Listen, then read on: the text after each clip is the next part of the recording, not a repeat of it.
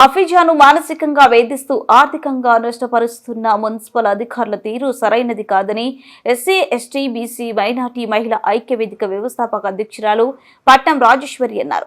వివరాల్లోకి వెళ్తే బుధవారపేట నివాసి అయిన హఫీజా విఠల్ నగర్ నందు మయూరి హోమ్స్ దగ్గరలో 2.25 సెంట్ల ప్లాట్ ను 2000 సంవత్సరంలో కేజీ రెడ్డి నుండి కొనుగోలు చేసి ఆర్థిక పరిస్థితి సరిగలేక ఇంటి నిర్మాణం చేసుకోలేకపోయిందన్నారు.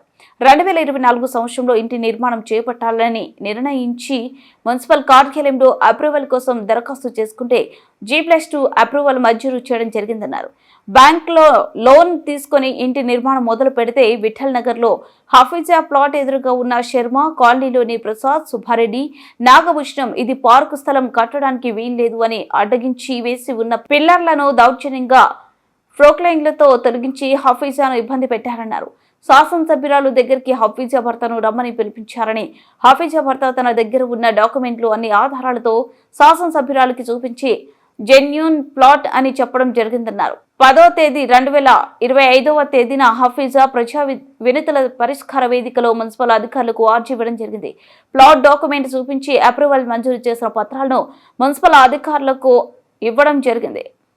డబ్బులతో కొనుక్కున్న ప్లాట్ లో ఈ రోజు ఎవరో వచ్చి అబ్జెక్షన్ చెప్తే మున్సిపాలిటీ వాళ్ళు వెనక ముందు ఆలోచించకుండా ఆమెను కట్టొద్దు అని చెప్పి ఆమెను మానసికంగా వేధించడం ఇది సరైనది కాదు.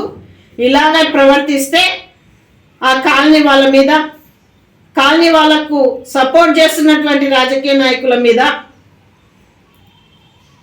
నాయకుల మాటలు విని మున్సిపల్ అధికారులు వచ్చి హఫీజాను వేధించినటువంటి మున్సిపల్ అధికారుల మీద కూడా న్యాయస్థానం నందు పోరాడాల్సి వస్తుందని చెప్పేసి తెలియజేస్తా ఉన్నా.